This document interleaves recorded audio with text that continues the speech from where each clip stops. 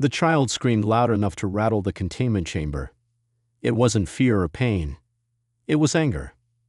High Consul Theron craned his neck away from the observation window and flicked his secondary eyelids in disbelief. Is it always like this?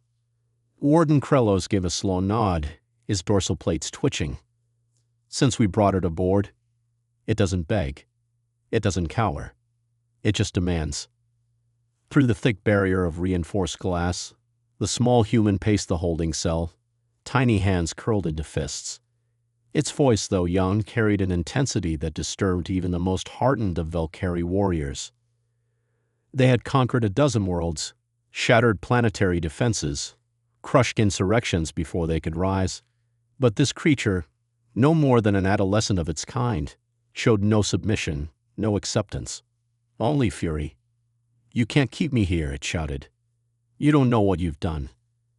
Theron exhaled through his spiracles, shifting uneasily. Is it true what the researchers say? That the others will come for it? His voice held an edge of doubt. It's just a youngling. What threat could it possibly pose? Krillos's mandibles twitched. You misunderstand, Consul. It is not a threat. He tapped a claw against the reinforced glass. But it is the match, and we have set it against dry leaves. Theron scoffed. Poetic nonsense. Earth is a minor power, barely into interstellar travel. Their kind are primitive, loud, undisciplined, but insignificant. What can they do? The moment the words left his mouth, the warships arrived. Alarms blared as the Valkyrie fleet scrambled for formation. They had expected resistance, of course, perhaps an armed diplomatic vessel, a token response. But this was a wall of steel and fire.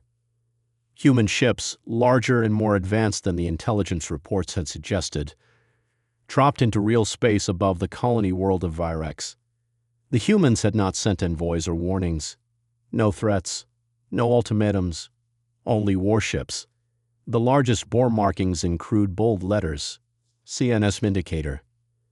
Theron recoiled from the observation deck as the human fleet spread out, methodical and precise.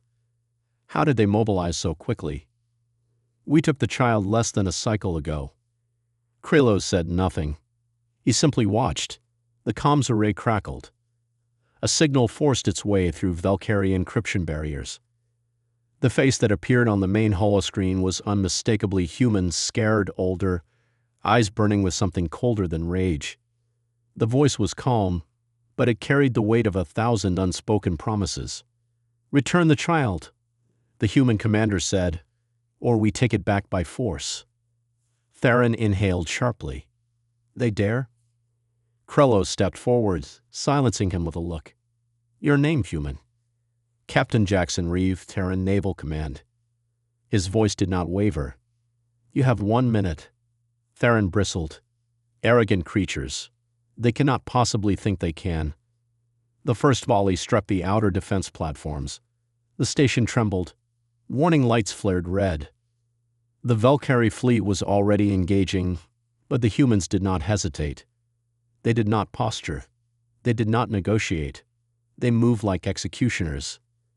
Theron turned back to the holding cell, staring at the child through the observation window. The human had stopped shouting. It stood there watching, waiting. Then slowly it grinned. The consul's stomach twisted. Why are they doing this? We have taken prisoners before, entire cities. There were never. Because you do not understand them, Krelos murmured. To them, he is not just a child. He is theirs. Another explosion rocked the station. Reeves' voice returned, unshaken. 50 seconds. Theron's hands trembled as he activated the emergency relay, calling for reinforcements. We will. The comms officer's voice cut through his command. Consul, we are receiving transmissions from every human ship. It is the same message, repeated on all frequencies. Theron exhaled sharply. Play it. The screen flickered. The words appeared, simple and direct. We do not forget. We do not forgive. Give us back our own. The child in the holding cell tilted its head. It locked eyes with Theron and mouthed 2 words, lips curling upward. The console did not meet a translator. Too late. The hull screamed as another impact tore through the station. Emergency sirens wailed in discord, drowning out the panicked voices of officers scrambling for orders that wouldn't come. Theron stood frozen, staring at the comms feed as the words repeated across every screen, every frequency, a hammer beating against his skull. We do not forget. We do not forgive. Give us back our own. Krylos was already moving, issuing rapid commands to the security detachment. The door to the holding cell hissed open. But the child did not flinch. It looked up at them, unafraid, as if it had known this moment would come. Theron clenched his jaw. We need leverage. The human fleet is larger than anticipated, but they wouldn't risk the child. We negotiate. He turned to the guards. Bring it to the command deck. If they want it so badly, let them know they must stand down to retrieve it. The child smirked. You really don't get it, do you? Krylos hesitated. Consul, I advise. Enough, Theron snapped. Do it. The moment the guard stepped forward, the child moved, not to flee, not to cower. It jumped straight at the closest guard, twisting midair and grabbing onto his weapon. A sharp crack echoed as a knee slammed into the warrior's jaw. The guard staggered. The child turned the rifle, small fingers shifting over the trigger mechanism with terrifying precision. A single shot rang out. The second guard collapsed. A hole burned through his chest plate. Hold fire. Krylos bellowed, but it was too late. The two remaining guards lunged. The child ducked low, rolling between them, firing another shot into the leg of one and slamming the butt of the rifle into the other's throat. Within seconds, all 4 Valkyrie warriors lay on the ground, one dead, 2 unconscious, one groaning in pain. The child adjusted its grip on the weapon and turned its gaze to Theron. You took me thinking I was weak. But the second you did, you made me the strongest person in this system. Theron swallowed hard. The comms crackled again. Reed's voice carried no trace of hesitation. 30 seconds. Krylos stepped between them, his posture stiff. Human, listen carefully. You cannot escape. The fleet outside will not risk firing upon the station while you are inside. We can still. The child tilted its head. You think they wouldn't? The floor shuddered. A massive explosion rocked the far side of the station, sending tremors through the bulkheads. A nearby screen flickered, showing external camera feeds. One of the Valkyrie cruisers, a ship twice the size of any human vessel, was splitting apart, torn down the middle by an unseen force. They just took out your flagship, the child said calmly. Think they're worried about me? Theron staggered back, his mind racing. This isn't possible. Our intelligence never predicted this level of force. They shouldn't. Shouldn't what? Care? The child gave a short, humorless laugh. We don't leave our own behind. The feed shifted. A new message replaced the repeating text. Final warning. Release him now. Theron's hands trembled. He turned to Krylos, his voice unsteady. What do we do? Krylos exhaled slowly. You never should have taken him. Another explosion. Another ship lost. Human vessels were weaving through the battlefield with unrelenting precision, striking with brutal efficiency. Every second they delayed, more of the Valkyrie forces burned. The child took a step forward, lowering the weapon slightly. Let me go. And maybe, just maybe, we don't turn your whole empire into ash. Theron hesitated, his thoughts a storm of indecision.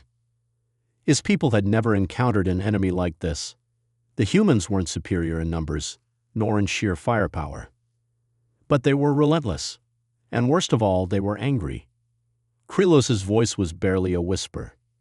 Consul, if we do not return him, they will not stop. Theron's breathing came in shallow gasps. The choice was already made for him. With shaking hands, he reached for the console and opened the docking bay doors. The docking bay doors yawned open, revealing the waiting human strike team. They stood in full battle gear, weapons ready. But the moment they saw the child standing at the threshold, Their posture shifted. Tension melted into something deeper, something almost reverent. A soldier in a black exosuit stepped forward, his voice thick with emotion.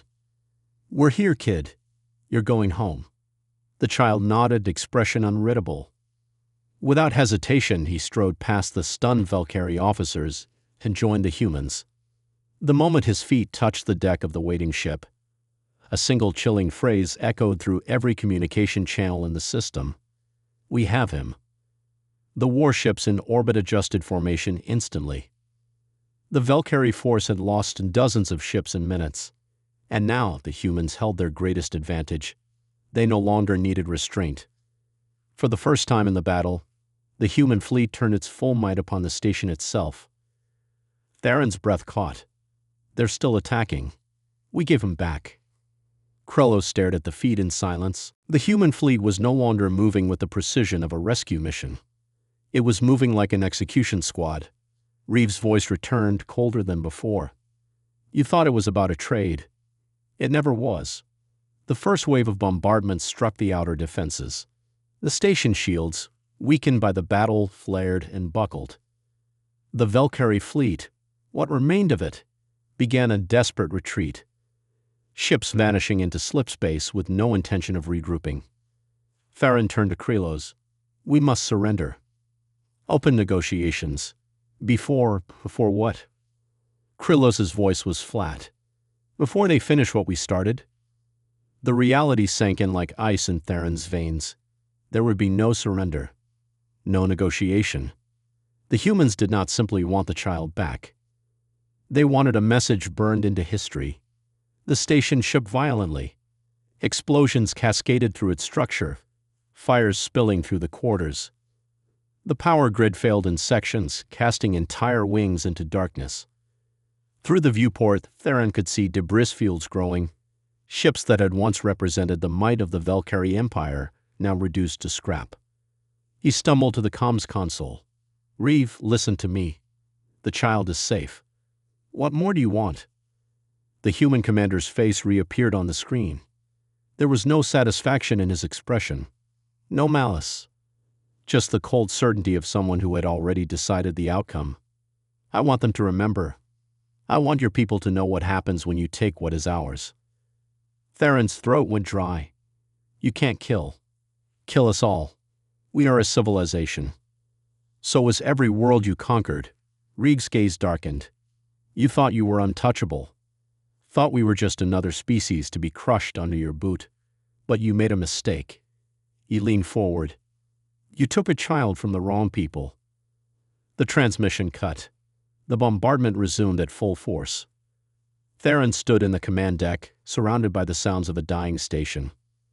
The Valkyrie Empire would survive, fragments of it at least. But today, something fundamental had changed. The humans had been underestimated. Not because of their technology or numbers or strategy, but because they valued something the Valkyrie never had. They'd fought not for land, not for resources, not even for revenge. They'd fought for their own.